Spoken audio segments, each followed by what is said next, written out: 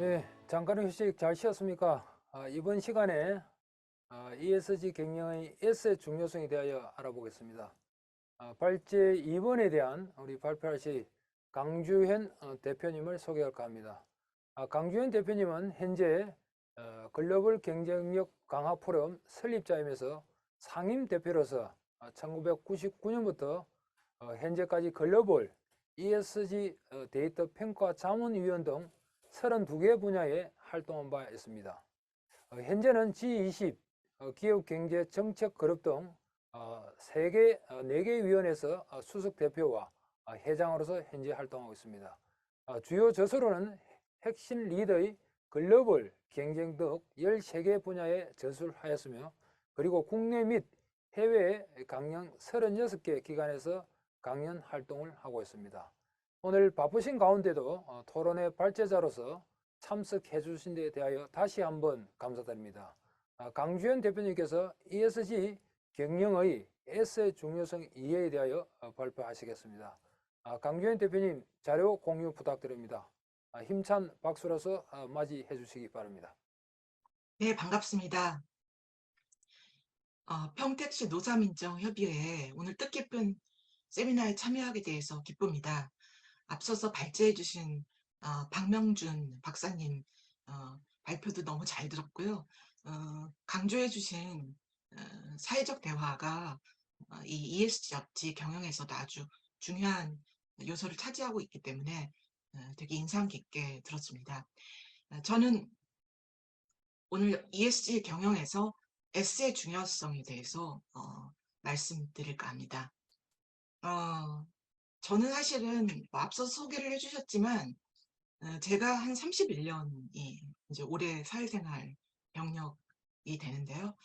처음에 10년은 사실 기업의 그 홍보 마케팅, 영업 실장으로 기업의 제품이랑 서비스를 홍보하고 마케팅하고 파는 일을 했어요. 2000년대 초반에 뜻한 바가 있어서 제가 비영리 재단으로 옮겨가면서 근 20년 동안은 이제 어떻게 보면은 기업의 이 ESG 쪽 여러 가지 방면에서 일도 하고 정부 쪽, 재단 쪽하고도 많이 일을 했는데 특히 저를 추천해 주신 강사로 노사발전재단하고는 한 뭐 10여 년 전에부터 그 국제노동협력본부하고 일을 했고요. 제가 관심 분야는 사실 뭐 해외 마케팅 영업을 많이 했기 때문에 해외 현지 채용인 한국 기업에 국내 이제 외국인 근로자 관심이 있어서 2009년에는 의정부 외국인 근로자 복지 그 센터에서 컴퓨터 클래스 그 보조교사로도 활동한 바 있고요. 봉사도 많이 해서 참 추억이 깊습니다. 노사발전재단하고 일하면서 그 최근에는 이제 시민참여혁신단이라는 그 혁신위원으로 전체 이제 각 부서와 전체 전국 단위의 이제 이 혁신 활동을 심사하고 평가했는데 그 중에서 무엇보다도 이제 감명 깊은 것은 사실은 노사 상생이라는 기조입니다. 그 노사 상생이라는 것이 어떻게 보면은 ESG의 S 중에서 핵심이기 때문에 그쪽에 또 현장을 앞서서 박 박사님께서 강조를 하셨는데 노사민정 협의회 활동 대화가 가장 중요한 또 주축을 이루고 있기 때문에 오늘 이 세미나에서 발표하게 돼서 참 뜻깊습니다. 그럼 일단 ESG 경영은 너무 많이 얘기를 하기 때문에 여러 가지 개념에 대해서 익숙하실 텐데요. ESG 경영은 저는 한마디로 저글링, 공 던지기 여러 개죠. 예, 라고 할 수 있겠습니다. 되게 다면적으로 신경을 써야 될 부분이 많기 때문에 어느 하나라도 이 공을 떨어뜨리면 사업 리스크가 생기게 되죠. ESG 경영에서 신경을 쓸 건 무엇인가요? 잘 아시다시피 기업 경영은 왼쪽에 보시는 것 같이 주주 진한 경영, 수익성 위주, 경제적 가치가 위주가 되는데 점점 사회적, 환경적, 윤리적 가치, 인권, 노동, 환경 반부패가 강조가 되고 있습니다. 이해관계자 경영은 뭐 너무 잘 아시고 노사 민정 자체가 이해관계자 경영의 핵심이기 때문에 잘 아실 텐데요. ESG 경영에 제가 앞서 키워드로 저글링, 여러 개 공 던지기를 키워드로 드렸는데 두 번째 키워드는 저는 이제 균형, 즉 중용이라고 할 수 있겠습니다. 기업은 복지재단이 아니기 때문에 사실 이 공공성 부분에만 치중할 수 없습니다. 회사 상황이 너무나 안 좋고 직원들의 월급을 줄 수도 없으며 회사가 존폐 위기에 처하면 물론 이쪽 부분은 신경을 쓸 수가 없겠죠. 그래서 사실은 저는 이 슬라이드를 설명할 때 이것을 이제 라디오의 버튼이라고 생각하시라고 설명을 드립니다. 라디오 버튼이 이제 잘 안 들릴 때는 소리를 좀 키우죠. 예. 즉 예를 들면 기업이 좀 어, 여러 가지 환경 상태가 좋아지면 더 이쪽에 비경제적 부분에 신경을 쓸 여유가 생깁니다. 이 말은 경제적 여유가 있어야 ESG 경영을 해야 된다는 말은 아닙니다. 하지만 사실 그 어느 것도 뭐 하나만 있어서 필요 충분 조건이 되지 못해요. 양쪽 다 있어야 하죠. 그렇기 때문에 이 균형, 중용이 중요한 것입니다. 그래서 기업들은 소위 말하면 ESG 경영의 분야가 되게 여러 가지이기 때문에 그것을 포트폴리오, 즉 분산 투자를 해서 경영을 하기도 합니다. 다음 세 번째 이제 키워드는 ESG 경영이란 저는 CSV, 즉 공유 가치 경영을 ESG 분야에서 함으로써 기업의 책임을 다하는 경영이라고 생각합니다. 이 CSV로 ESG에서 CR을 추구할 때 지금 여기서 제가 CR이라고 하는 것은 유럽 기업들은 그 CR이라고 많이 하기 때문입니다. 왜냐하면 CSR이라고 하면 사회적 책임만 강조되기 때문이죠. 이 CR에서는 사실 전략과 정책 분야가 모두 중요합니다. 사실은 이 ESG 경영이라고 할 때 보통 이제 ESG 경영의 어떤 체크리스트를 가지고 A부터 Z까지 뭘 얼마나 잘못했고 잘했는지 체크하는 그런 초점을 맞추게 되면 어떤 기업의 새로운 성장 그리고 혁신적인 발전에는 주의를 기울일 수가 없습니다. 그래서 사업 기회와 사업 리스크를 동시에 추구하는 그런 경영이 필요합니다. 제가 ESG 경영을 설명할 때 가장 좋아하는 예가 이 나이키의 예입니다. 잘 아시겠지만 이 90년대 아동노동, 특히 이제 노동 문제 중에서도 중요한 아동노동으로 많은 문매를 맞았죠. 그래서 나이키에서는 1세대 이제 첫 번째 전략으로 그러면 그 컴플라이언스를 강화하자. 그런 그 노동 기준을 준수를 하는 것을 강화를 하면 좀 고쳐지지 않겠느냐. 라고 했더니 계속 문제가 생깁니다. 네. 아무리 기준이 높아져도 문제가 생겨서 두 번째는 전략을 바꾸죠. 그러면 우리가 협력 업체를 통해서 모두 생산 아웃소싱을 하는데 이 그 모니터링과 성과 평가를 강화해서 그리고 근로자들한테 복지 혜택이나 지역사회 공헌도 많이 하고 이런 식으로 2세대 전략을 바꿉니다. 즉 공급망 경쟁력 강화를 하는데 그래도 문제가 계속 생깁니다. 그래서 왜 ESG 경영을 예전에는 이제 CR 경영이라고 불렀죠. 하는데도 문제가 계속 생기지 했더니 전체적인 이제 이 시스템적인 구조적인 문제가 있었다는 겁니다. 그래서 근본적인 원인을 해결하는 시스템 디자인 경영으로 바꾸게 되죠. 즉 문제를 따져봤더니 예를 들면 디자인을 이제 신발 디자인을 하는데 너무나 되게 어렵게 난이하게 디자인을 해가지고 공장에서 발주를 줬는데 공장 생산에 평균 신발 생산 시간이 오래 걸린다든가 아니면 이 발주를 아주 그 납기를 아주 타이트하게 줘가지고 물론 본사에서 어, 각 부서 간에 이제 조율이 안 됐기 때문에 공장 협력업체는 발주가 늦게 떨어지는 거죠. 그렇게 되면 밤새가지고 일을 해야 되는 거고 납기를 마치기 위해서 이런 식으로 그 각 부서 간에 이제 사일로 그런 어떤 이 조율이 안 되는 그런 시스템적인 원인 또한 이제 디자인도 아주 심플하게 만들어서 공정을 단순화시킨다든가 이런 식으로 해서 근본적인 문제를 해결하게 됩니다. 앞서서 보신 바와 같이 이제 컴플라이언스적인 측면이 아니라 어떤 전략 자체, 즉 기업의 전체적인 이제 시스템적인 디자인 팅킹을 도입한 그런 경영과 그리고 ESG를 결합한 통합적인 경영을 하게 돼서 모든 이 ESG 경영의 성과가 높아졌다라는 것입니다. 이렇게 ESG 경영은 단편적인 그런 그 시각으로는 해결이 될 수가 없습니다.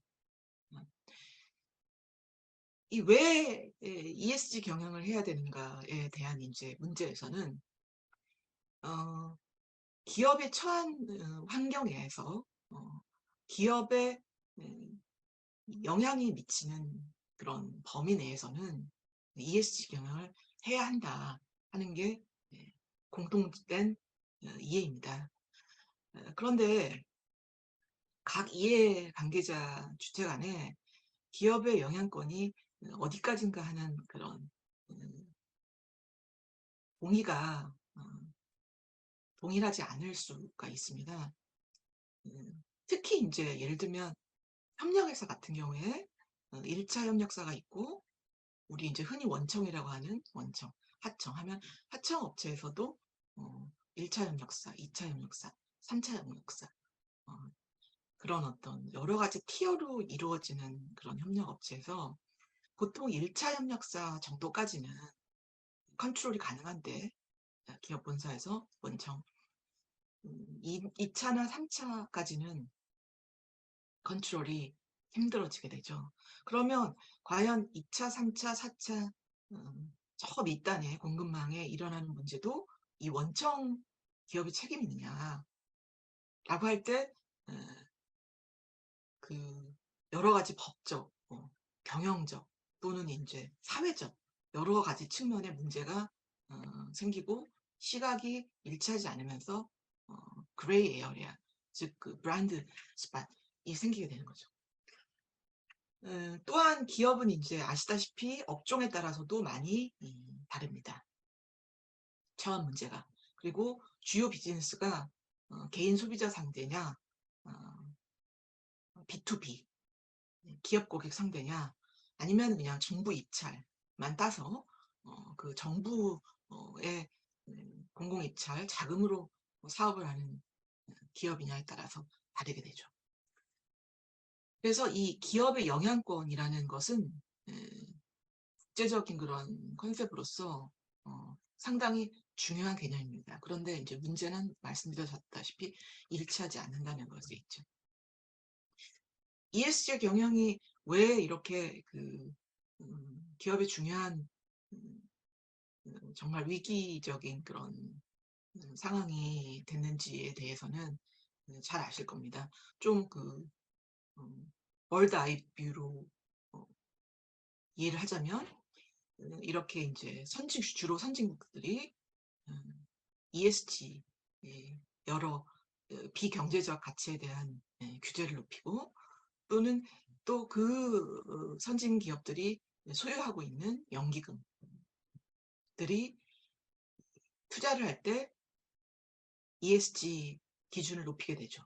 심사 기준을. 그렇게 되면 연기금 투자를 받고 있는 자산운용 사들은 그 높여진 컴플라이언스 기준에 따라야 되고, 그러면 그 자산운용사들이 투자하고 있는 기업들에게 ESG를 심사 기준을 높이게 됩니다.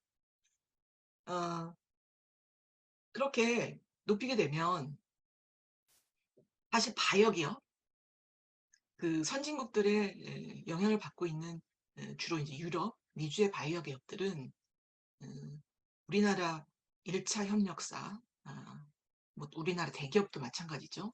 삼성 반도체 경우에도 1차 협력사죠.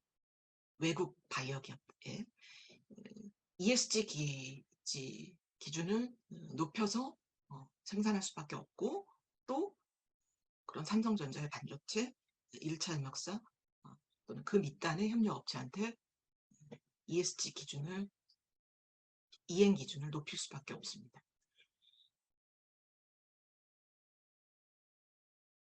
그런 그 구조적인 어떤 도미노 효과가 우리나라 산업에 아주 직접적으로 피부에 이제 기업인들한테 미치게 돼서 특히 이제 노동인권적인 측면에서 첫 번째 경험이 2014년이었는데요. 아마 기업 쪽에 계신 분들 잘 아시겠지만 분쟁강물법이라는 게 있었어요. 분쟁강물법, 즉 콩고 아프리카의 인접국 9개국에서 반란군이 불법 자금의 이 인풋 경로가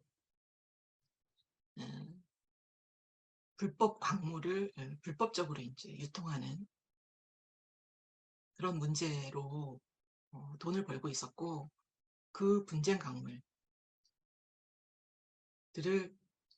채굴하는 데 있어서 아동노동, 강제노동들의 문제가, 인권적인 문제가 심했기 때문에 미국에서 법을 만들어서 모든 미국의 상장된 기업들은 소싱을 할 때, 미국 상장 기업들의 제품 서비스를 만들 때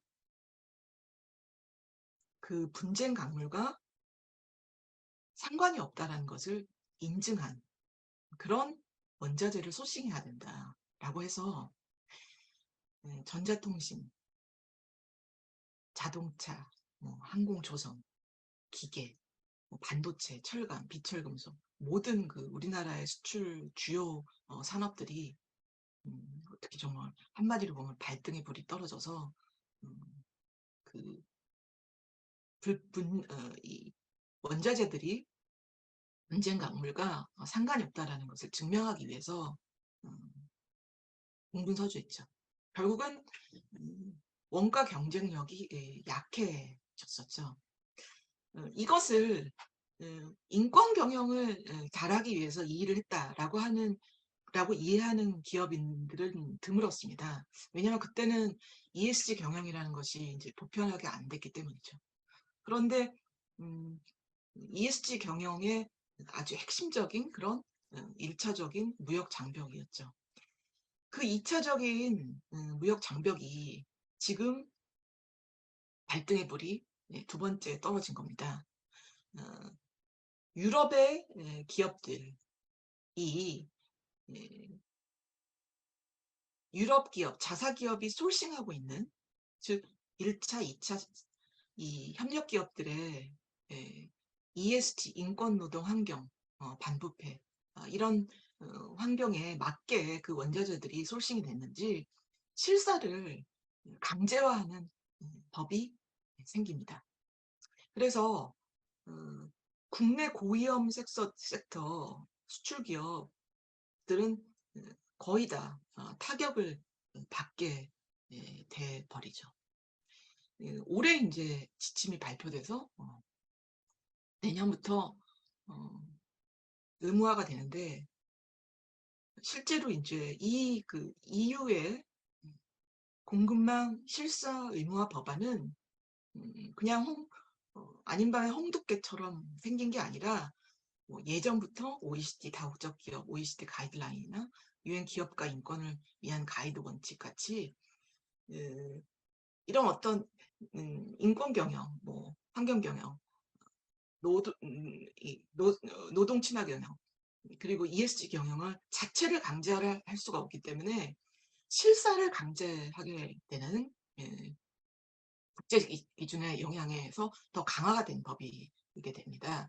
그래서 유럽에서 이런 어떤 법안이 정해지면 유럽의 회원국들은 개별 국가에도 관련법을 제정을 해야 됩니다. 이미 프랑스, 독일, 노르웨이는 제정을 했고요. 그래서 정경련에서도 작년에 발등에 불이 떨어졌다. 당장 이 독일에 이렇게 수출을 하는 기업들이 실사를 받아야 되고 여기에 납품을 하게 되는 협력사들, 즉 유럽의 기업으로 치면 2차 협력사가 되는 거죠. 한국의 기업에 치면 1차 협력사죠. 들이 암울해진 상황이 된 겁니다. 특히 독일 지멘스 같은 그런 앞서 나가는 경우에는 아예 웹상에서 관리를 하게 되죠. 그래서 공급업체로 하여금 자기네 ESG 준수 이행 결과를 인풋을 해라 라고 해서 완전히 한 화면에서 정말 항공기 전자 계기판 같이 전 세계 공급망을 한눈에 보고 평가를 할 수도 있고 ESG 평가에 그 실사 성과가 낮은 것은 점점 발주를 못 받게 돼서 벤더 기업으로 생존이 불가능한 상황이 되게 됩니다. 그 생존에 대한 위기감은 대한상공회의소에서도 조사한 바와 같이 정말 현실화가 돼서 정말 이 계약 수주가 파기될 가능성을 걱정하고 있는 이제 중견 기업들이 이제 50%가 넘고 이 기업들은 도대체 어떻게 해야 될지 모르는 상황이 되죠. 특히 이제 내부의 전문 인력들이 부족하고 왜냐하면 실사를 받아야 되는데 실사를 하기 위해서는 현장 자체가 이 수출 중소 중견 기업 같은 경우에는 다이렉트로 유럽 바이어 기업에 수출하는 기업도 있을 것이고 1차 협력 업체로 한국 대기업을 통해서 수출을 하는 뭐 2차 협력 업체도 있을 것이기 때문에 그 2중 3중의 실사에 대비해야 되는데 이제 업종별 가이드라인이나 아니면 실사 비용 뭐 아니면 이제 준비를 해야 되는 그런 자체도 걱정을 해야 되는 그런 상황이 된 거죠. 그래서 중소벤처기업진흥공단 같은 경우에는 이제 일단은 뭐 우리도 그 자가진단 같은 거를 해보면 좀 잘 알 수가 있잖아요. 그래서 전체적인 이제 이해를 돕고 또 우리 수준이 얼마나 됐는지 보기 위해서 이런 웹상에서 서비스를 제공하기도 합니다. 예, 그래서 오늘은 이제 제가 한국 진출에 관여했던 회사의 ESG 평가 지표 중에서 S 부분을 좀 더 구체적으로 사례와 함께 설명을 드리고 그 중에서 과연 노사민정협의회는 어떤 역할을 할 수가 있는지 물론 노사민정협의회가 ESG 실사 평가를 받는 건 아니겠죠. 하지만 이 평택시에 수많은 산업단지에 입주해 있는 수출 중소중견기업 그리고 한국 대기업에 납품을 하고 ESG 실사에 준비를 좀 더 잘하게 하기 위해서 전체적으로 시 전체의 지역 자체의 어떤 ESG 경영 문화를 증진시키기 위해서 할 일이 많다고 봅니다. ESG 중에서 이제 S 평가 지표는 한 뭐 크게 네 그룹으로 나눌 수가 있어요. 어, 보상이 있고, 음, 그 기업의 어떤 핵심 부분이 이제 제품의 이나 서비스의 이제 품질 부분이 있고, 그다음에 이제 주로 인사 쪽이죠. 교육 개발, 근무 환경, 다양성 이런 쪽. 그리고 이제 또 오늘 발표에서 제일 중요한 부분인 이제 산업안전보건, 노동인권, 지역사회 관계, 예, 이쪽을 이제 하나로 묶어서 설명을 드리겠습니다. 예, 숫자 섹션은 이제 10개인데 한 뭐 4개 정도 그룹핑을 이제 해서 이해를 하시면 좋겠습니다. 첫 번째 이제 보상은 한마디로 그 이제 해외에서는 ESG 경영의 성과를 CEO, 경영진 보수 성과 평가와 연계를 많이 점점 하고 있다. 이게 이제 한마디로 설명할 수 있는 추세입니다. 그래서 국내도 이제 음, 반영을 하는 기업이 있고, 이제 특히 뭐 SK 같은 경우에는 뭐 CEO 평가의 이제 사회적 가치 평가를 높이고 있는데, 어, 뭐 장단점이 있습니다. 이게 어떤 이제 제가 ESG 경영은 시스템 경영이라고 또 말씀드렸는데, 어, 정말 어떻게 보면 펀더멘탈한 설계나 이제 발전 없이 음, 무조건 이제 도입을 하면 정말 체크리스트 띡띡띡 하는 이제 그 목표 달성만 충족을 하고 이제 성과는 어떻게 보면 다 합쳐보면 안 나는 그런 경우가 있기도 하고, 어쨌든 ESG는 뭐 주로 이제 비재무적 그 성과가 다 대부분이기 때문에 재무적 성과가 이제 등한시될 소지가 있다 하고, 또 보수 연계된 부분만 인센티브만 집중하니까 이제 왜곡될 부작용이 있다라는 우려에도 불구하고, 어, 사실 이렇게 보상이 연결되지 않으면 사실은 음, 진전을 하기가 힘들죠. 그래서 국내 대기업들도 특히 이 부분, 이제 환경 부분은 뭐 워낙 그 기관 투자자들의 압력이 높아져서 빨리 발전을 하고 있고, S 부분이 이제 조금 좀 슬로우하지만 그래도 부분적으로 발전을 하고 있는 상황입니다. 제품 품질 안전의 경우는 사실은 이제 아까 앞서서 이제 전체적인 이제 공급망 월드 아이 뷰로 쫙 보여드렸는데, 예전에 이제 아시다시피 그 품질, 이 벤더 기업으로서 바이어 기업에 납품을 할 때는 품질이 제일 중요하죠. 예. 품질이 떨어지면 뭐 무조건 음, 반품이 되고 또다시 발주를 못 봐줄 수가 있습니다. 그래서 그런 어떤 품질 경영이 제일 우선이 되고, 그 다음에 또 이제 ESG 경영에서는 이제 제품 사고가 났을 때 어떻게 리콜을 하느냐, 그리고 소비자 만족 경영, 그리고 이제 특히 요즘에 음, 중요시되는 개인정보보호법, 특히 기업의 경우에는 소비자 데이터 보호가 중요해지죠. 어, 이 제품에 대한 것은 이 ESG 평가 지표상에서는 접근성이라고 하는 이제 그런 지표가 있는데, 이 접근성은 쉽게 어떻게 생각하면 되냐면, 국내 기업들이 많이 하는 쪽에서는 이제 사회공헌을 하는데 약간의 그 사업, 소비자, 시장 확대, 어, 층을 이제 확대하기 위한 어떻게 보면 전략적인 약간 사회공헌, 뭐 공유 가치 창출에 대한 어떤 비즈니스 전략 경영 이쪽이 될 텐데요.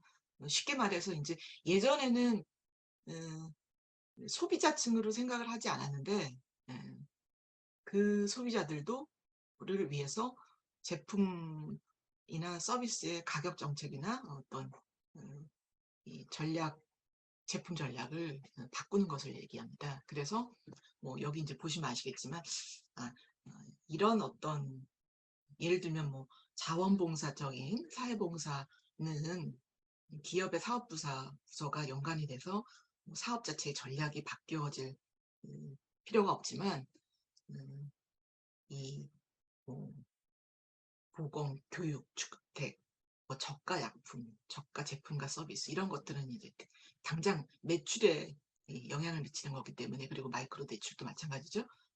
사업 전략이 이 변해야 되는 거니까 어떻게 보면 뭐 니치 마켓, 틈새 시장 전략이라고 할 수 있겠죠. 그래서 뭐 예를 들면 뭐 테스코 경우에는 큰 뭐 도시만 이 매장을 만들었는데 뭐 빈민 지역에 축소 매장을 오픈한다든가 뭐 노바티스 경우에는 글리백 아시죠? 뭐 백혈병 치료제 같이 고가 약만 파는데 뭐 저개발도상국 같은 경우에는 정부나 NGO한테 이 환자한테 매달 이제 1달러만 받고 치료를 해주는 약을 판다든가 뭐 이런 식의 그런 어떻게 보면 적극적인 제품과 서비스가 연관된 사회공헌이라고 생각하시면 편하십니다.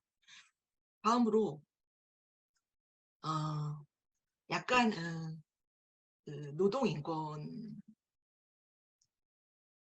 어려운 주제에 노동인권이 아닌 이제 인사 쪽 정책이 관련이 되는 이제 쪽의 부분을 보겠습니다. 다양성, 우리 DEI라고 하죠. 다양성, 형평성, 포용성 이 경영이 요즘 각광을 받고 있는데요. 우리나라도 특히 이제 거버넌스에서 여성 이사가 최소한 한 명이 있어야 된다. 2조 자산 2조 이상 상장 법인이 그런 이제 법이 생겨서 특히 이제 대기업들은 여성 이사, 사회 이사를 많이 모시고 있는데요. 어떻게 보면은 후보군이 풀이 넓지 않아서 인재를 찾기 어려운 상황이라는 현실적인 그런 문제도 있는데 뭐 그럼 사내 여성 이사를 또 발탁을 많이 하면 되겠죠. 아, 이 외국 기업 같은 경우에는 어, 다인종, 어, 다양성 경영 중에서 이제 다인종, 예, 특히 다종교 쪽의 그 경영이 되게 중요합니다. 여기에는 이제 물론 뭐 기업 내에 뭐 성추행 이런 문제도 포함이 되죠.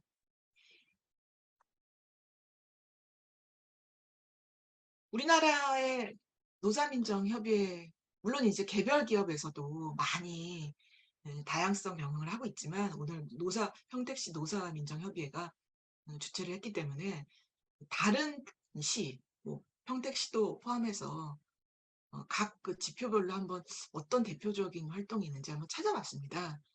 어, 다양성 경영에 있어서는 이제 외국인 외국인 근로자에 대한 이제 활동이 역시 많이 예, 전개되고 있더군요. 특히 이제 언어 그리고 이제 도대체 뭐가 그 차별을 받고 있는지 그러면은 도대체 어떻게 해야 되는지 노동법 교육 우리나라도 사실은 보통 일반인 경우에는 노동법을 알기가 힘들잖아요. 그래서 노동 외국인 근로자 대상으로 하고 있는 활동이 되게 인상적이었고 특히 이제 뭐 구체적으로 임금 체불, 산업재해를 당했을 때 권리 구제 방법을 이제 교육을 하는 그런 활동도 인상적이었습니다. 평택시는 어, 좀 차원이 다르게 되게 시스템적으로 접근을 하고 계시는 게 인상적이었습니다. 체계적으로 어떻게 근로자 관리를 할 것이냐 방안을 제시하고 근로 환경 자체와 그런 생산성 향상, 노사, 특히 이제 외국인 근로자 다양성 경영에 대해서 고민하시는 그런 활동이 예, 인상적이었습니다. 이 외국인 근로자의 경우에 사실은 아까도 말씀드렸지만 뭐 노동법, 법 같은 경우에도 되게 이름이 어려운데 한국말도 어렵지만 특히 인제 예를 들면 음 화학물질 특히 이런 인제 이름들 그런 뭐 구별법, 관리법 이런 어떤 것들은 사실 더 어려울 수 있어요. 예. 음 예를 들면 인제 한자로 돼 있기도 하고 한자가 기본이 된 인제 한글들은 화학물질을 인제 알 수 없다고 답변해서 뭐 휴렛 패커드 엔터프라이즈에서 예전에 인제 중국에서는 안전 보건에 대한 그런 설명을 했는데 설문조사를 했는데 우리나라도 외국인 근로자가 많은 자가 많은 지역에서는 이런 어떤 외국인 근로자 교육도 전문 분야에서는 이루어졌으면 하는 생각이 들어서 슬라이드를 포함시켜 봤습니다. 다음으로 근무 환경 같은 경우에는 뭐 워라밸 이 워낙 유명해서 어 특히 이제 워킹맘, 워킹 대디 이런 문제, 출산 휴가 특히 이제 다양성 경영에서 중요한 게 이제 케어죠, 케어. 돌봄에 대한 그런 보장이 네 중요하고요. 교육과 개발 같은 경우에도 앞서서 박명준 박사님께서 말씀해 주신 바와 같이 요즘 인제 젊은 세대들은 연봉이 아니라 다른 근무 환경에 대한 여러 가지 혜택을 음 더 우선시하기 때문에 이런 교육과 개발 조건이 좋은 그런 기업들이 ESG 경영도 잘할 수 있고 인재 경영도 잘할 수 있고 그러면 기업의 생산성도 높아지고 경쟁력도 높아지는 효과를 거둘 수가 있을 것 같습니다. 음 산업안전보건은 너무 어 화두가 된 주제라서 여러 얘기를 하는 게 사실은 이제 잔소리일 것 같은데 어 이 안전교육 이 안전보건에 대한 것들이 음 앞서서 말씀드린 인제 나이키의 경우에서 보는 것처럼 어떻게 보면은 근본 원인 이 펀더멘털한 근본 원인 현장에서의 그런 원인을 발견하고 해소하는 시스템 디자인 경영이 도입이 되어야 되는 주요 분야라고 저는 생각합니다. 왜냐하면 뭐 안전 보건이라는 게 조심해야 하는데 이 현장에서의 각자의 업무 부서 소통 부재 이런 경우에 일어나는 경우가 어 많을 수 있기 때문이죠. 역시 산업안전보건이 중요한 화두기 때문에 각 노사민정협의회에서 활동을 많이 하고 계셨습니다. 특히 인제 인천, 안산 이렇게 각 노사민정 주체에서 중대재해 예방 교육을 하시고 계셨고 특히 산업단지가 인제 많은 지역에서는 산업단지 차원에서 노사민정협의회 예 에서 중대재해 예방 캠페인을 하면서 각 기업들이 산업단지 내에 인제 입주한 기업들이 중대재해 산업안전보건에 대한 중요성을 인식하고 또한 그런 개선 사항에 대해서 논의하고 또 방문도 하고 현장 실사도 하고 하는 여러 가지 활동을 어 하시고 계셨습니다. 다음 노동은 이 노사 상생에 다들 전문가이시기 때문에 음 제가 세세한 부분을 말씀드리기보다는 노사 상생을 위해서 특히 노사 민정이 어떻게 활동을 하시고 계신지에 대한 그런 활동을 넣어 봤습니다. 역시 평택 시답게 많은 활성화 노사 상생 사업을 하고 계시고요. 그리고 어 중앙과 지역을 연결한 공동선언문 발표 등을 하고 계십니다.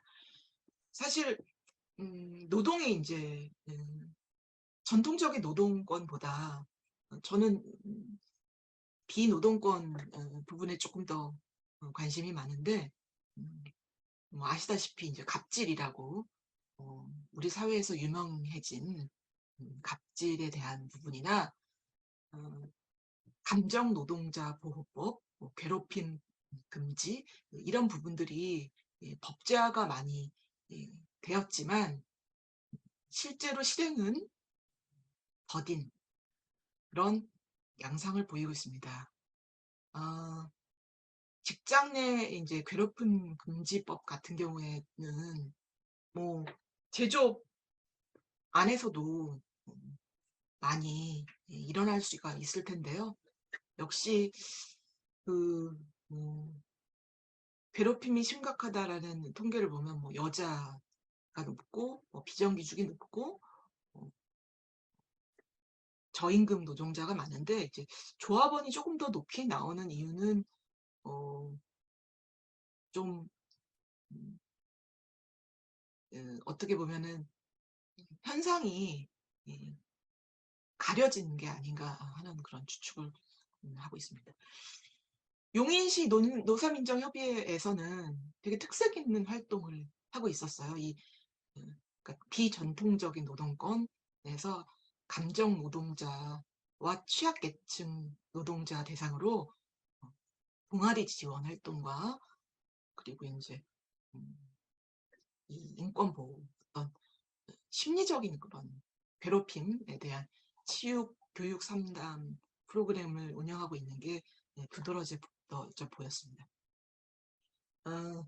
인권 부분에서는 사실 유엔이 기업가 인권을 위한 가이드 원칙, 프레임워크를 만드신 분이 제 하버드 케네디 스쿨 은사십니다. 작년에 이제 돌아가셨는데요. 그 존 로기 교수님께서 유엔 사무총장 기업가 인권 특별 대표로 2005년부터 2011년까지 전 세계를 컨설테이션을 하시면서 제정하신 원칙이, 그 인권은 기업에 지나치게 의무를 주어서는 안 된다는 것입니다. 하지만 기업은 존중을 해야 될 책임이 있죠. 원래 인권은 정부가 보호해야 될 의무가 있는 것이고요. 그리고 이제 시민사회나 지역사회, 특히 정부, 기업 모두, 노사민정 모두가 잠재적 현재 피해자들에게 구제책에 대한 접근성을 높여야 된다라는 그 세 가지 프레임워크를 만들으셨습니다. 그래서 이 인권 경영의 프레임워크와 가이드 원칙이 2011년부터 지금 한 10년간 전 세계에 확산이 되고 있고, 유럽의 공급망 실사 지침에서도 이 인권 실사가 중요한 위치를 차지합니다. 제가 예전에 인권위와 많은 활동을 했고, 2013년에는 기업가 인권 발주를 받아서 이제 입찰해서 이 교재를 개발을 하기도 했는데요. 그때 이제 다른 기관이긴 한데 이제 꽤 오래전 이제 통계예요. 인권 경영에서는 사실은 인권만이 아니라 다른 노동이나 다른 ESG 경영 전체가 얘기하는 분야가 다 포함이 돼 있어요. 주로 이제 인권 경영에서는 중요한 게 이제 그 기업의 이제 조직 운영에 대한 부분이 있고, 사업에 관련된 이제 인권 경영이 있어요. 특히 이제 노동 지갑적인 산업, 즉 이제 제조업 같은 경우에는 이제 공장에서 생산 공장 환경에서 이루어지는 그런 인권 경영이 있고, 뭐 채굴 산업이나 에너지 산업이나 이런 경우에는 지역 사회와 관련이 된 인권 경영 범위가 있습니다. 꽤 오래전 통계인데 지금은 많이 발전을 했기를 바랍니다. 다음 ESG의 S에서 마지막 부분인데요. 지역사회 관계는 뭐 그냥 잘 모르고 생각하면 이거 사용은 아닌가라고 생각을 하겠는데, 사실은 정반대로 되게 어, 되게 뭐 헤비한 그런 이 토픽이에요. 특히 이제 앞서서 어, 말씀드린 이제 족적이 큰 산업에 지역 사회에 영향을 많이 주는 사업일 경우에 뭐 지역 사회에서 뭐 환경이나 공기, 소음 등등 이런 어떤 고충 처리 구제책도 해당이 되고, 또 해외에서 이제 특히 물론 이제 국내도 원주민이라는 개념은 있지만, 그런 기업이 사업을 할 때 원주민의 권리를 보장하는 것이나, 음, 특히 국제 기준을 준수하는 것이 중요한데, 우리나라 같은 경우에는 이제 OECD에 신고되는 우리나라 기업이 이제 잘못됐다고 신고되는 사례가 주로 이제 인권 노사 관계로, 특히 인권 노동 부분에 주의가 필요한 부분이죠. 고충 처리 구제책은 이제 영어로 이제 grievance mechanism이라고 하는데, 이제 grievance 고충이죠, 고충. 이 고충은 사실은 여러 가지가 있기 때문에 다 아시다시피 이제 정부에서 이제 법적인 부분이 있고, 비사법적인 부분이 있는데, 이제 주로 비정부, 비사법적, 그리고 기업 운영, 기업이 할 수 있는 이제 부분을 얘기합니다. 기업이 단독으로 할 수 있는 부분, 공급망 협력업체와 함께 할 수 있는 부분, 즉 원청과 하청이죠. 그리고 산업협회, 우리나라로 치면 이제 예를 들면 평택으로 치면 평택 상공회의소겠죠.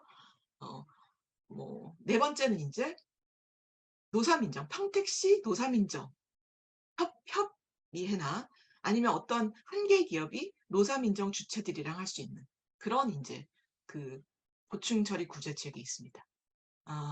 어떻게 보면 지역 사회적 대화에 고용 이외에 기업 경영, 기업의 생산, 뭐 활동, 기업의 ESG 경영 활동에서 이루어지는 고충을 예방하고 그 갈등을 해결하는 그런 부분이라고 할 수 있습니다. 기업 자체가 할 수 있는 거는 아시겠지만 기업 내부에 이제 구성원이 자기 자사 기업의 고충 처리 구제책 신고 채널에 신고를 했을 때 제대로 시정이 안 되면 외부에 신고를 다시 하게 됩니다. 그래서 기업은 외부에 알려져서 문제가 커지기 전에 내부의 내부적 신고 채널의 실효성을 높여서 문제를 커지기 전에 반드시 사전에 해결을 해야 됩니다. 이게 안 되면 사업 리스크가 커지게 되는 거죠. 기업이 각종 이제 이런 어떤 여러 가지 이제 그 고충의 주체는, 고충을 받는 주체는 여러 가지 이해관계자가 있을 수 있어요. 직원, 협력업체, 근로자, 그리고 협력업체 자체. 이렇게 어떤 기업 같은 경우에는 이제 여러 부서에서 신고 채널을 운영할 수가 있는데 장단점이 있어요. 예. 이렇게 나누게 되면 이제 어떻게 보면은 담당이 아닌 그런 분야에 대해서는 그레이 에어예요. 그리고 또 블라인드 스팟이 사각지대가 생기게 되죠. 그래서 일원화를 해서 분배를 하느냐, 여러 부서에서 나눠서 운영을 하느냐는 각 기업의 업종 산업, 기업의 환경에 따라서 이제 잘 운영을 해야 됩니다. 음, 공급망에서는 이제 보통 이제 원청 기업은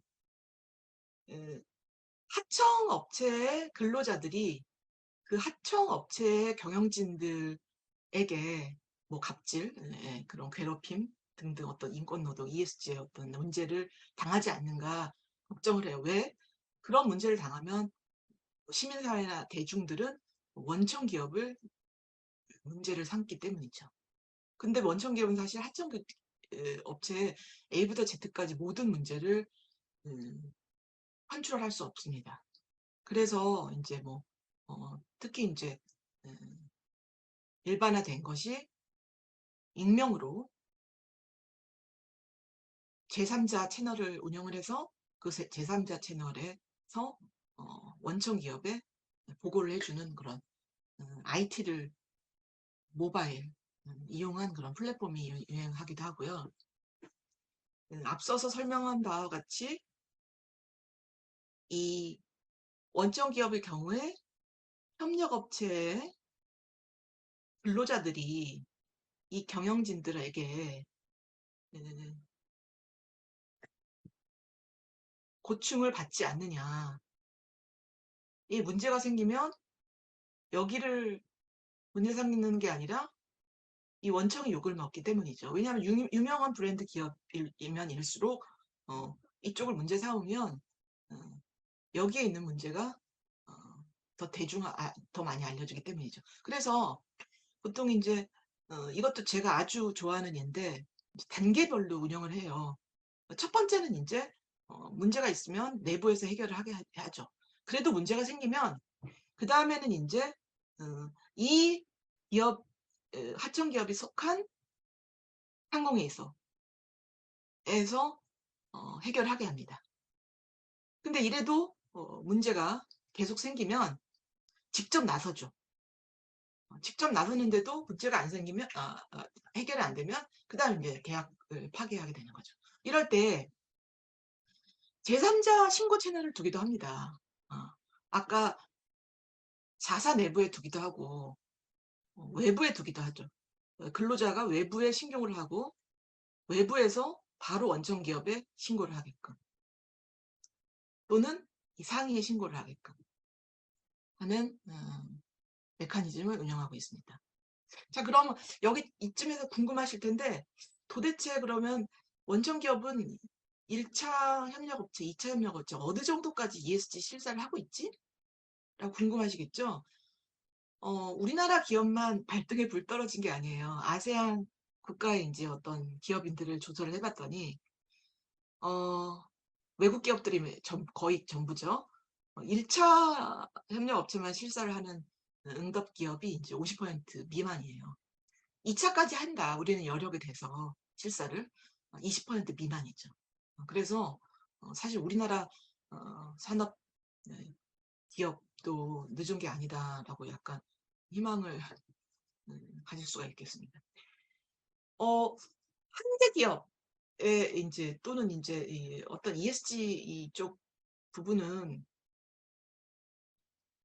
문제가 어떤 한 개의 기업이 해결할 수 있는 문제가 아닌 경우도 있어요. 물론 한 개 기업이 문제인 경우도 있지만 그럴 경우에는 이렇게 업종들이 모여서 컬렉티브 액션을 합니다. 그래서 이 전자산업 시민연대 특히 이제 지금은 이제 RBA라고 바뀌었는데 우리나라 모든 전자산업들의 대기업 이제 회원이 있는데 가장 유명하죠. 마지막으로 이제 이 고충처리 구제책에서 족적이 큰 산업 같은 경우에는 이제 아까 제조업이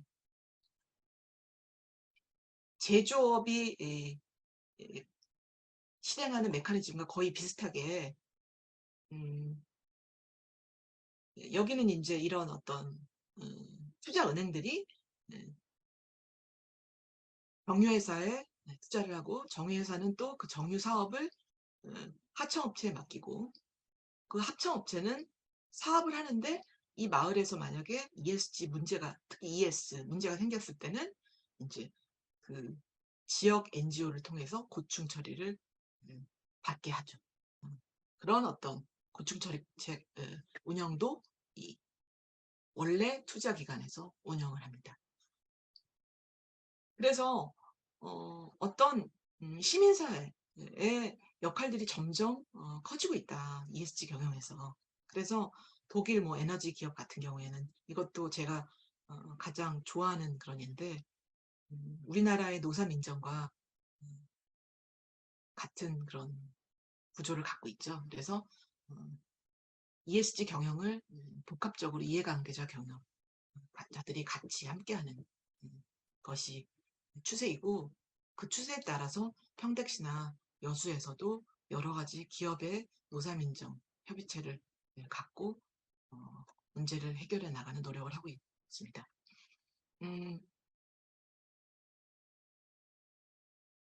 마지막으로 그 ESG 경영은 누가 해야 되는가? 기업 한 개 기업 밖에서는 이렇게 노사 민정이 뭐 지역 전체 협의회 차원에서는 또는 한 개 기업이 적극적으로 그 기업과 관련된 노사 민정 주체를 모아서 이해관계적 경영을 할 수도 있고 그러기 위해서는 사실은 이 기업 자체에 기업 내부의 펀더멘털이 잘 갖춰져야겠죠. 그러려면 각 부서가 ESG에 대한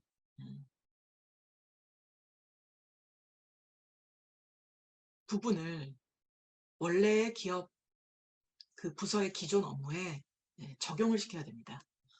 그래서 인사팀에서 할 수 있는 부분, 노무관리, 노동조합 쪽에서 할 수 있는 부분, 그리고 환경, 특히 이제 구매가 어떻게 보면은 ESG 실사의 프론트라인에 있다고 할 수가 있고 그것을 계속 자사에서 또는 외부 컨설팅 기관을 통해서 감사를 한다든가 아니면 심지어는 시민사회를 통해서 오픈을 해서 모니터링을 감사를 하게 한다든가 하는 것까지도 E와 S 부분에서는 실행이 되고 있죠.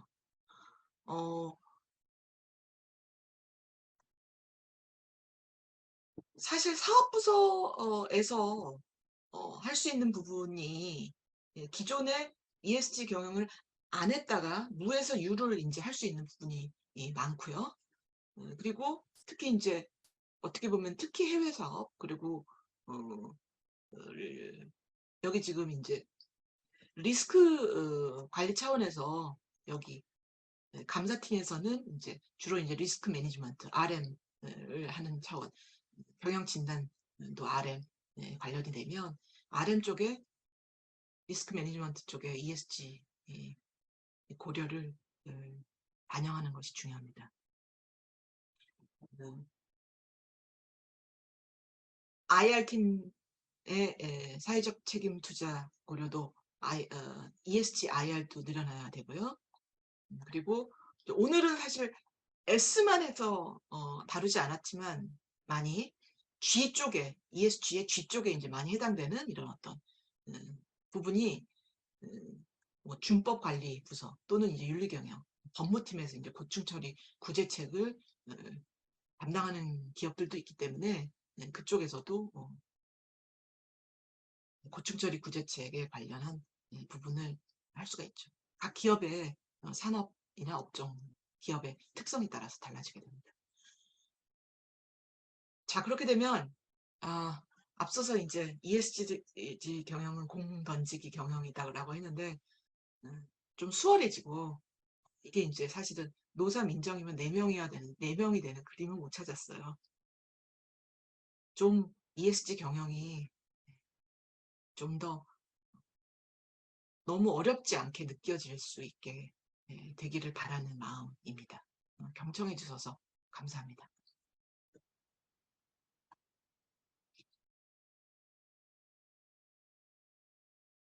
발표 감사합니다.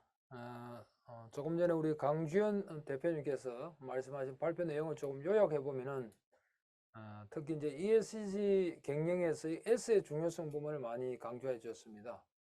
특히 이제 ESG 경영이란 과연 무엇인가?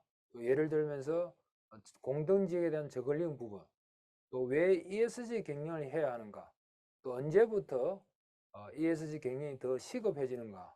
또 어느 부분에서 어떻게 해야 하는 그런 부분에 대해서 전반적으로 또 말씀을 해 주셨습니다.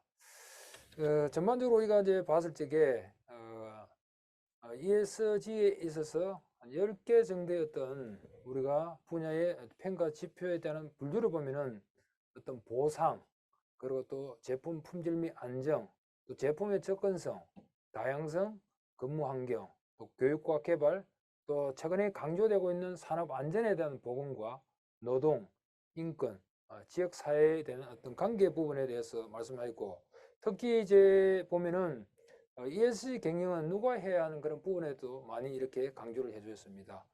오늘 우리 발제 2원에 대하여 수고해 주신 우리 강규현 대표님 수고하셨습니다. 다시 한 번 더 힘찬 박수 부탁드립니다. 이상으로 모든 이제 발제 발표를 마치고 지난 시간에 우리가 복합 대전환 시대의 그 인적 경쟁력 강화와 관련된 지역 사회적 대화 활성화 방안과 또 근무 시간에 ESG 경영의 S의 중요성 이해에 대해서 우리가 알아봤습니다. 따라서 이번 시간에는 우리가 그 토론자들과 함께 발제 1번과 발제 2번에 대해 간단하게 좀 토론을 좀 시간을 좀 가져볼 수 있도록 하겠습니다. 우리 그 평택시 지속가능발전협의회 우리 김대글 회장님, 뭐 ESG 분야에서도 지난번에 계속 많이 또 이렇게 관심을 많이 가지고 계신데 혹시 좋은 의견이 있으면 한번 제시해 주기 바랍니다.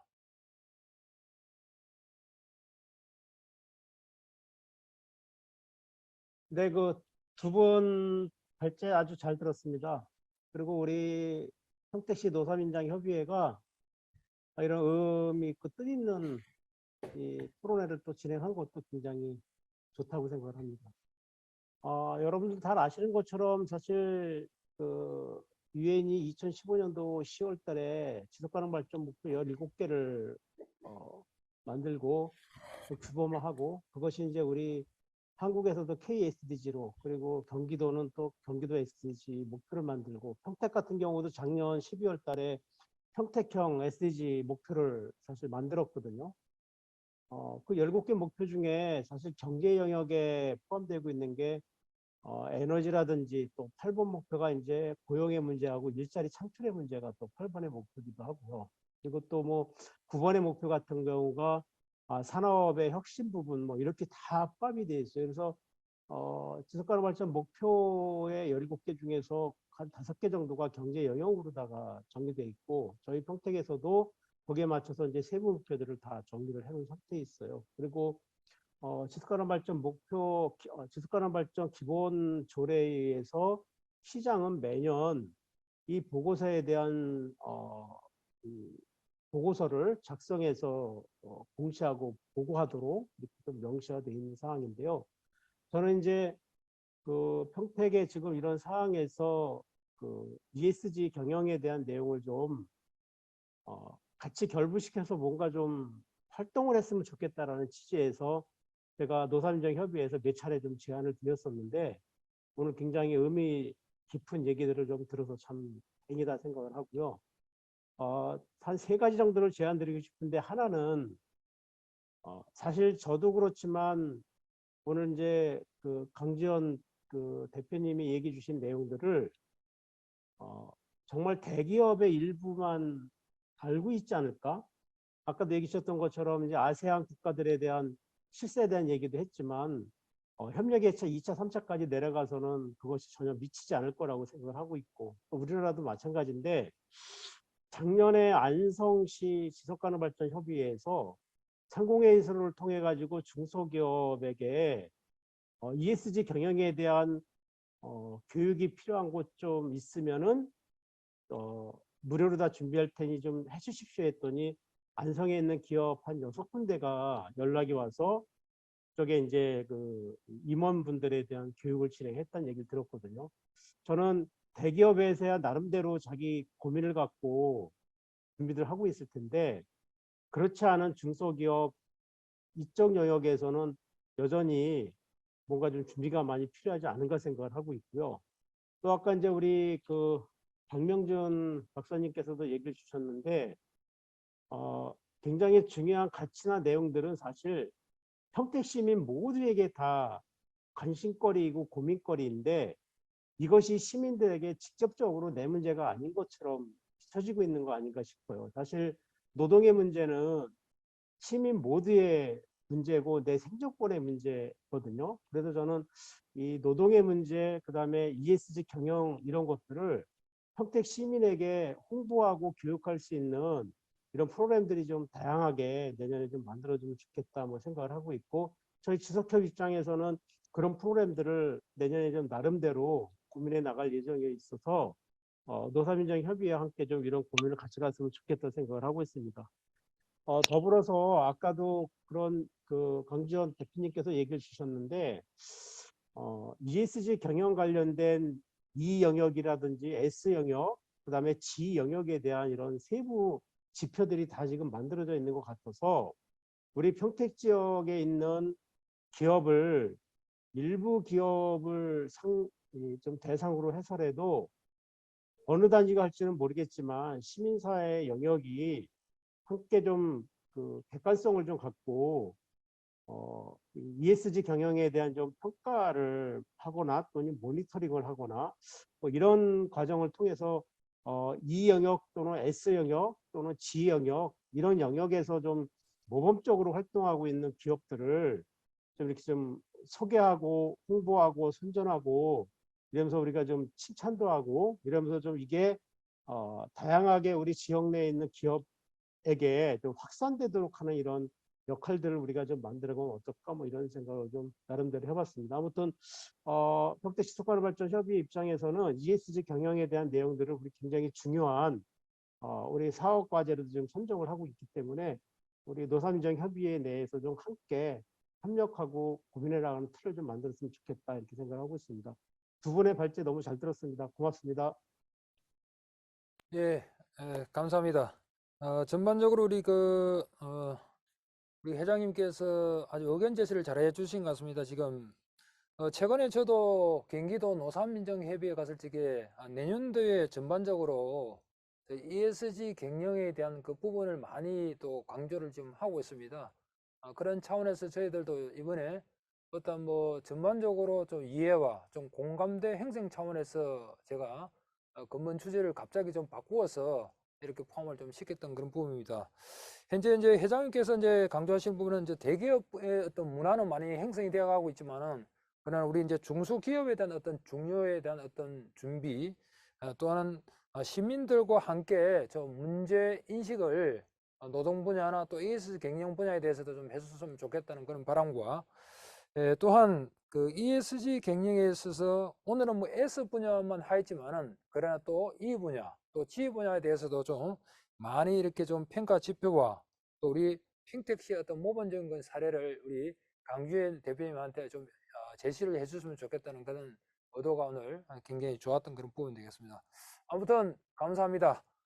지금 시간이 많이 경과되고 있는데요. 우리 저기 평택시 우리 노동자 복지회관에서 우리 운영위원으로 지금 이제 활동하고 계신 우리 신미정님 오늘 두 가지 주제를 그 중에서 가장 뭐 중요하다고 하시는 그런 부분이 있으면은 특히 우리 이제 오늘 노사민정 관계자들이 이름 많이 왔으니까 우리 이제 운영위원으로서 좀 의견 제시를 할 수 있는 부분이 있으면 해주시면 감사하겠습니다.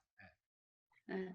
네, 저도 말씀드리겠습니다. 두 분 발제 잘 들었고요. 두 분 발제 들으면서 저희 평택에서 고민해보면 좋겠다는 부분에 대한 의견을 좀 드리고 싶은데요. 우선 사회적 대화에서도 지역 사회적 대화의 필요성에 대해서 이제 말씀을 해주셨는데, 예전에 이제 코로나19 때도 원포인트 대화 이렇게 하면서 어떻게 보면 이제 이제 어떻게 보면 사용자와 기업과 노동자와 정부와 지자체 이 사람들이 서로 간의 신뢰와 상호 존중에 기반한 것들이 좀 이루어졌을 때 이제 사회적 대화가 이루어지는데 어쨌든 이제 민주노총이 참여하지 못하는 이런 과정도 좀 있었던 것 같습니다. 그래서 어떻게 보면 이제 그런 과정에서 각자의 역할이 분명히 존재하는 것 같아요. 어느 한쪽에만 탓이 있거나 어떤 양분법적인, 이분법적인 생각이나 이런 걸로 서로 대화가 통하지 않고 이런 게 아니라 어떻게 하면 다 같이 어우러질 수 있을까? 낙인이나 배제가 아닌 같이 통합되고 갈 수 있는 부분들이 무엇인지에 대한 고민이 필요할 것 같다라는 우선 전제가 좀 됐으면 좋겠다는 생각이 들었고, 저는 요즘 이제 사회 대전환, 복합 대전환 시대에서 이제 말씀하셨던 것처럼 돌봄 노동자를 비롯한 필수 노동자의 문제, 또 플랫폼 노동자에 대한 문제, 이런 부분들에 있어서 필수 노동자 지원 조례가 코로나19 이후에 이제 제정이 되었는데, 이런 조례는 조례의 끝이고 실제 이 조례가 현실적인 지자체에서 적용되는 문제들에 있어서는 과연 우리가 좀 적극적으로 대응하고 같이 노동자들이 요구하고 있거나 지역사회에 있는 분들이 요구하는 부분이 잘 적용이 되고 있는가, 아니면 택배 노동자들이 사회적 합의를 이행하자라는 문제들을 이렇게 제기했을 때 그것이 정말 지역에서 지켜지고 있는지, 잘 감시되고 있는지, 이행되는지, 이런 부분들까지 조금 더 열어지면 좀 이런 대화들이나 이런 것들이 좀 활성화될 수 있지 않을까 하는 생각이 들었고요. 회사 내에서의 산업 전환도 많이 일어나고 있습니다. 근데 전직과 재취업의 지원에 필요하고, 이것이 지금 몇 명 이상의 사업 단위에서는 의무적인 이런 것들도 가져오지만, 기업 안에서 이 고용 유지를 하면서 할 수 있는 방법, 아까 이제 발제자님께서도 말씀해 주셨었는데, 산업 전환을 위한 교육과 훈련이 회사 내에서 이루어져서 최대한의 이 고용 유지가 먼저 이루어질 수 있는 방법은 없는지를 통해서 그 이후에 또 전직과 재취업까지도 또 고민되는 이런 부분들이 좀 필요하지 않을까 생각이 되고요. 이런 문제는 정말 오랜 몇 년 전부터 좀 제기되어 왔던 것 같아요. 이 산업혁명이 4차 산업으로 가면 제기될 문제들이다라고 했지만, 문제 제기와 화두가 반복되지만 실제 대안이 실행되고 있는가라는 부분에서 아직은 좀 미흡하지 않은가라는 생각이 들어요. 그래서 구체적인 대안들까지 정부와 지자체와 또 지역에 있는 기업가 노동자들, 노동단체들이 같이 좀 논의할 수 있는 좀 더 활발한 부분들이 좀 논의되었으면 좋겠다라는 생각이 첫 번째로 들었고요. 두 번째, ESG 경영을 표방하는 대표적 기업가 그 사례에서도 여러 기업의 사례들을 이제 말씀해 주셨는데, 초창기 도입될 때 많은 혼란이 있었던 걸로 압니다. 저희 평가한다고 하니까 기업들이 이거를 좀 받아들여야 되는데, 이걸 과연 주도적으로 이제 받아들여야 되는 부분들이 필요하지 않을까라는 생각이 들었고요. 평가를 잘 받기 위한 마인드, 이런 부분보다 원래 추구했던 기업적 가치와 신념 체계로 변환이 돼서 좀 이상적일 수 있지만 평가자와 이행자 모두가 그런 진정성을 가진 ESG 운영이 되어야 되지 않을까라는 생각이 들었고요.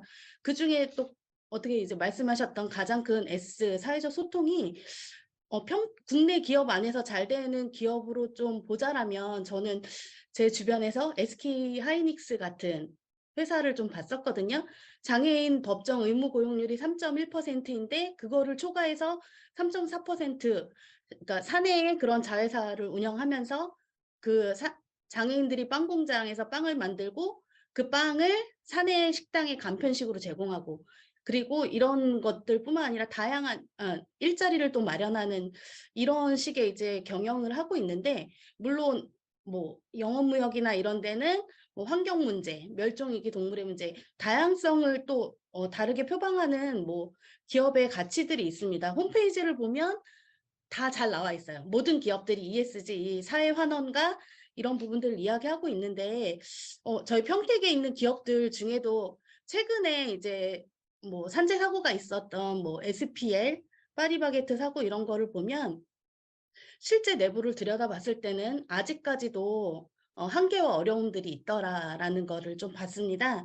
그래서 뭐 이제 뭐 지금 뭐 언론에서도 많이 나오고 있지만 아직은 이런 공장의 산재 사망 사고나 이런 것이 축소되거나 처리에 급급한 이런 과정들이 있는데 실제 이런 일이 있었을 때 노동자들을 위해서 왜 이런 문제가 생겼는지를 좀 돌아보고 좀 근본적인 대책을 마련해 간다면 좋지 않을까. 그래서 회사 내에서 근무하는 노동자에 대한 인권과 권리를 먼저 좀 충분히 고려하는 부분들도 필요하지 않을까 하는 생각이 들었고요. 이렇게 그런 또 아까 이제 김덕일 대표님께서 말씀해 주신 것처럼 이런 S를 중심으로 평택에서부터 선진적으로 운영하고 있는 기업들에 대해서 우대 혜택이나 기업 홍보를 좀 같이 제공해 주면서 평택이 이렇게 일하기 좋은 회사도 많고 입사하고 싶은 기업도 많다. 이것은 우리 평택시가 보장한다. 이런 노동 존중의 평택시라고 저희가 캐치를 걸었던 적도 작년까지 걸었었는데 이런 부분들이 이렇게 정말 실현되고 있다라는 것이 좀 알려진다면 이 평택의 이 활발한 일자리 현재 상황에서 보다 아름다운 평택시로 거듭날 수 있지 않을까 하는 그런 생각이 들었습니다. 네, 이상 마치겠습니다.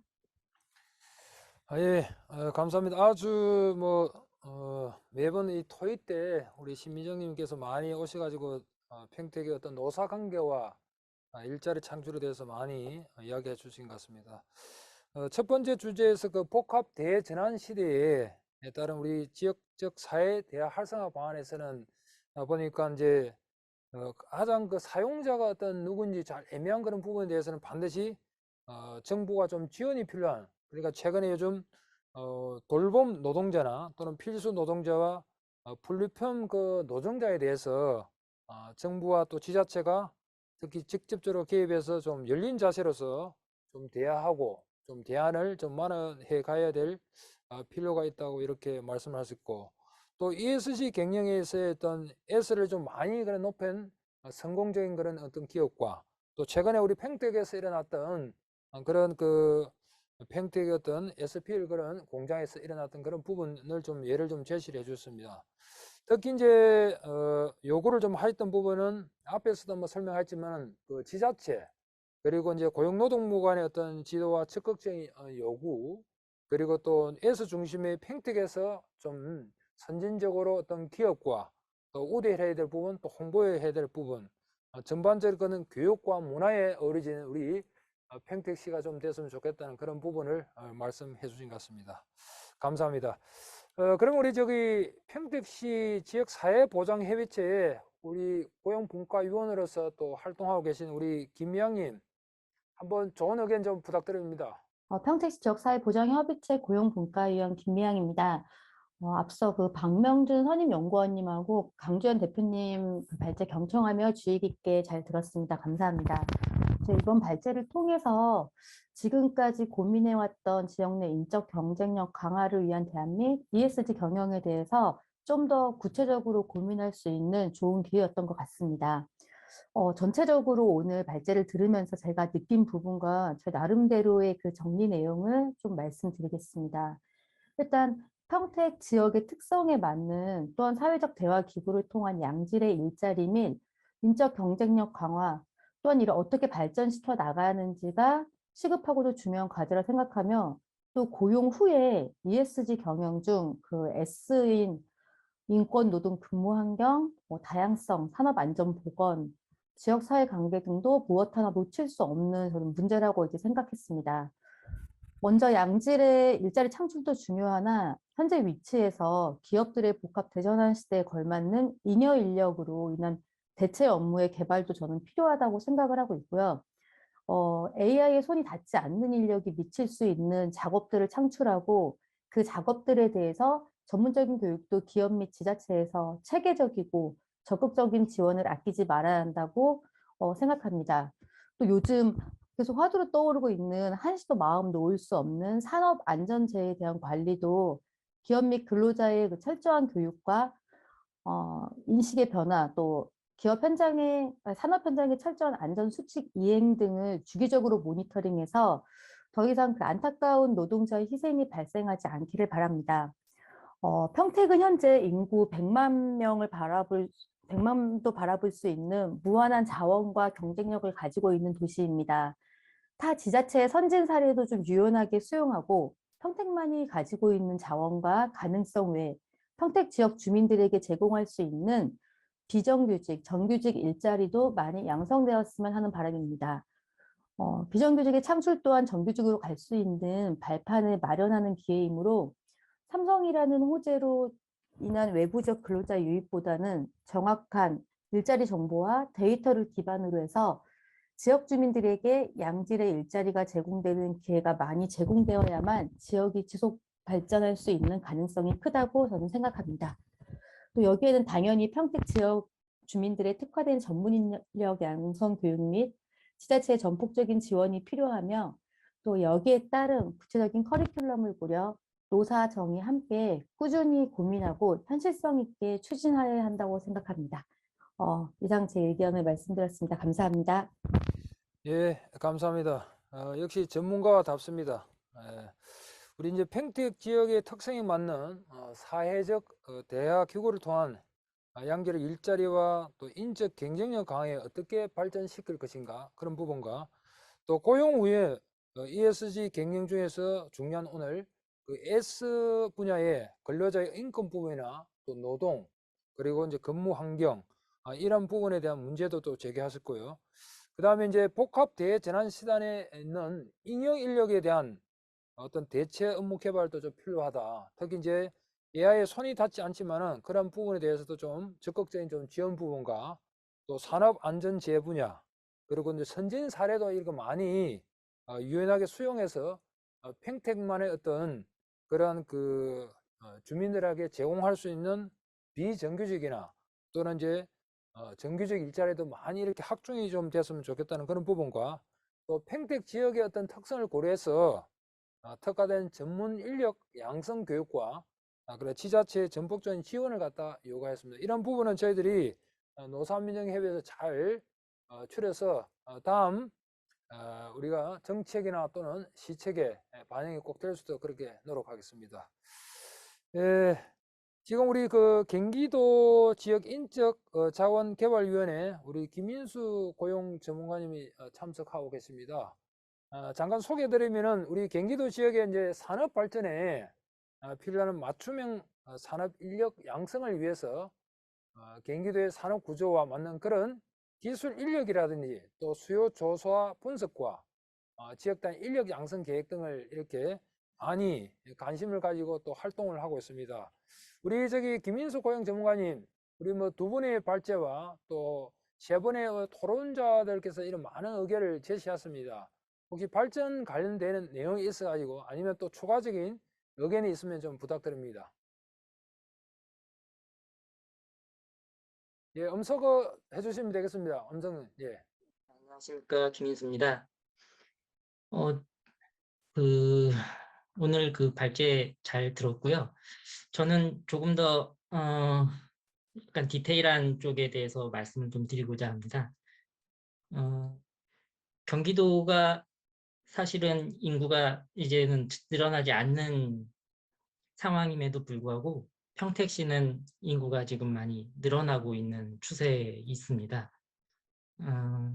제가 2000년부터 2022년, 그러니까 2020년부터 2022년 10월 지난달까지의 인구 통계를 확인해 보니까 그 평택시는 한 6만 명의 인구가 증가를 했고요. 그 중에서도 이제 25세부터 34세의 인구 증가가 생각보다 2만여 명 정도 늘어나는 굉장히 젊은 도시로 탈바꿈하고 있는 것으로 보입니다. 하지만 대전환이라는 탄소 중립 그리고 디지털 전환에 있어서 그 평택시에서 가지고 있는 위기 산업은 무엇일까를 한번 찾아봤습니다. 오기 전에 자동차 신품 제조업 그리고 자동차 엔진 및 자동차 제조업 이런 부분은 그 고용 인원이 증가하는 추세임 그 사회적으로는 고용 인원이 증가하고 있지만 이 산업 부분에서는 고용 인원이 이제 감소하고 있습니다. 그렇다는 얘기는 이분들이 어디론가 다른 일자리가 필요하다는 그 시대 상황인 것이고요. 그 다음 시대에 뭐 미래차, 그리고 디지털 전환이 많이 이루어진 세상에 살기 위해서는 이분들이 좀 더 나은 교육을 받을 수 있는 그런 그 기회의 장을 마련해 드려야지 되는데 아마 기업에게만 맡겨놓으면 그런 교육이 원활하게 이루어지지 않을 것 같기 때문에 사회적으로 이런 분들이 직업을 전환할 수 있는 전직 교육에 대한 그 인프라를 평택 안에 그 큰 기업들 주변으로 해서 상시 근로자가 많은 지역을 중심으로 해서 좀 마련을 해서 이분들한테 교육의 기회를 제공하고 다음 시대의 노동자로 다음 시대의 삶을 살아갈 수 있도록 자리를 마련해 주는 게 가장 저는 필요하다고 지금 생각을 하고 있습니다. 현재까지는 모든 사람들이 뭐 잘 나가시는 분들은 본인들이 잘 교육을 받았기 때문에 잘 나가는 것인데 이것은 다 사회에서 받은 혜택으로 인해서 잘 나가는 것이기 때문에 모든 사람들이 그 받은 교육과 그런 사회적 그 도움을 다른 사람들에게도 나눠줄 수 있도록 그 강연회라든지 그런 부분을 이제 사회적으로 마련을 해서 사람들이 다른 사람들을 미워하지 않거나 그 시대에 뒤떨어져서 시대가 변하는데 약간 발맞춰 가지 못하시는 분들에 대한 교육을 할 수 있는 그런 부분들이 사회적으로 마련이 되었으면 하는 바람입니다. 이게 사회적인 합의가 이루어져서 교육이 잘 이루어지면 다음 세대를 준비하는 데 도움이 많이 될 것 같습니다. 이상입니다. 예, 감사합니다. 전반적으로 이제 평택시에 대해서 많이 이렇게 연구를 하시다 보니까 인구 구조의 어떤 특징 부분을 많이 또 강조하셨습니다. 특히 이제 평택은 뭐 전반적으로 젊은 인구층이 지금 많이 또 늘어나고 있고 이에 따라서 인원이 많이 늘어나지만 또 위기 속에서 어떤 분야에 우리가 자동차 분야에 있어서 어떤 제조업과 그다음 엔진 분야에 많은 위기가 많이 오고 있다는 그런 부분에 어떤 고용의 어떤 감소, 또 일자리가 어떤 이런 분야에 근무하신 분들의 일자리의 어떤 나중에 그 다음 세대에 또는 다음 시대에 어떤 줄 수 있는 그런 기회의 어떤 교육의 어떤 필요성을 많이 강조하신 것 같습니다. 이러한 부분이 또 사회의 어떤 기회의 장과 또 사회의 어떤 전직 교육, 또 인프라 구축, 또 강연, 시대별로 떨어지지 않도록 함께 갈 수 있는 그런 부분을 많이 강조하신 것 같습니다. 예, 아무튼 감사합니다. 이상으로 모든 이제 그 토론자분들께서 많은 의견을 이렇게 제시했습니다. 혹시 우리 발제하시던 우리 박명준 위원님하고 혹시 강주현 대표님 마지막으로 뭐 하실 말씀 있으면 해주십시오. 우리 뭐 박명준 저기 위원님 없습니까? 없으면은 저기 우리 강주현 대표님 혹시 하실 말씀 있습니까? 마지막으로. 네, 마지막으로 현장에서 여러 가지 치열하게 고민하시는 그런 부분들을 들을 수 있어서 많이 배웠습니다. 아, 앞으로 평택시의 노사민정 협의회 활동이 더욱더 ESG 경영과 일자리 창출 그리고 지속 가능 발전에 도움이 되시길 그리고 많은 발전을 하시길 빕니다. 예, 감사합니다. 우리 박명준 위원님 혹시 하실 말씀 있습니까? 마지막으로. 예, 아유, 죄송합니다. 그 좋은 말씀 많이 또 들었고요. 그 다음에 많이 준비가 좀 많이 돼 있으신 것 같아요. 의지도 그렇고 여러 가지 안목이나 또 필요를 느끼시는 것도 그렇고. 그래서 저는 잘 되실 것 같다는 생각도 드는데요. 무엇보다 근데 아젠다를 좀 잘 잡으셔야 될 거라고 생각합니다. 예, 그래서 어, 그 특히 아까 이제 구체적인 그 어떤 점에서 이렇게 좀 답을 좀 찾아갔으면 좋겠다고 말씀해서 저희가 오늘 구체적인 거는 못 드렸죠. 근데 예컨대 필수 노동자 같은 부분들은요.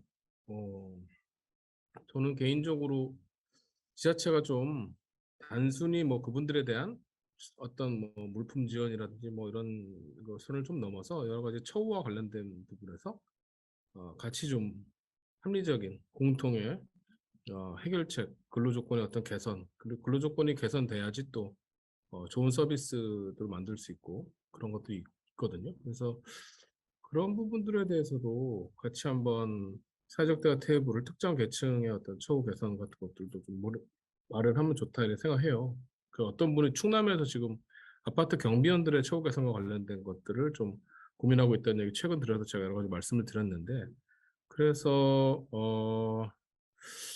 저는 우리가 전환기 어떤 아주 첨단 산업과 아주 잘 나가는 기업의 영역만이 아니라, 아까도 말씀드렸지만 이게 그 지금 우리 사회통합의 위기를 겪고 있는 상태에서 전환을 맞았기 때문에 많은 사람들이 더 방치될 영역이 사실 큽니다. 그래서 그런 부분들은 잘 나가는 기업은 그쪽대로 또 여러 가지 고민들 속에서 변화가 있어야겠지만, 또 결국은 전환의 루저들이 이렇게 좀 최대한 발생하지 않도록 신경을 써가는 방식으로 사회적 대화를 만들어 나가시면서 그 위에 이제 더 혁신적인 기업들도 같이 가는, 그래야지 이게 지역의 어떤 응집력도 강화되고, 그런 이제 혁신의 성과도 또 같이 우리가 배분하는 방식에 대해서도 고민하게 되고 이러거든요. 그래서 그런 모양에서 잘 되는 사회적 대화의 어떤 그 모습이다라고 생각을 해요. 그래서 다양하게 오늘 여러분들이 말씀해 주셨는데, 그렇게 다양하게 이렇게 같이 머리를 맞대고 대화를 해 나가시면서 답을 찾아 나가시는 게 이 사회적 대화 취지나 우리가 전환기에 사실은 이후의 미래를 같이 디자인하는 데 있어서도 이제 훨씬 효과적일 거라고 생각합니다. 네, 이상입니다. 예, 감사합니다. 뭐 구체적인 어떤 방안과 이런 제시 분야에 대해서도 말씀을 잘 해주신 것 같습니다. 예, 오늘 약 3시간에 걸쳐서 우리 복합 대전환시대 인적 경영력 강화 관련해서 지역 사회적 대화 활성화 방안과 오늘 ESG 경영에 대해서 좀 알아봤습니다. 아마 오늘 참석하신 분들께서는 평택 지역 기업 관계기관 또 파트너십 구축을 위해서 많은 것을 또 공유하고 우리의 역할이 무엇인가를 공감했을 겁니다. 끝으로 오늘 토론을 위해 바쁜 시간에 참석해 주신 우리 관계기관 대표님 그리고 실무자 여러분께 다시 한 번 더 감사드립니다. 특히 이 발제를 담당하신 우리 박명준 선임연구위원님 그리고 강주현 대표님 그리고 토론자로 참석하신 우리 김인숙 고용전문가님과 또 평택시 노사민정 관계자 세 분께 다시 한 번 더 감사드립니다. 오늘 이 세미나가 끝이 아니라 우리 평택시 노사민정협의회는 내년도에는 더 소통하고 또 공유하고 협의하고 협업을 통한 사회적 대화기구로서 역할을 다하고자 합니다.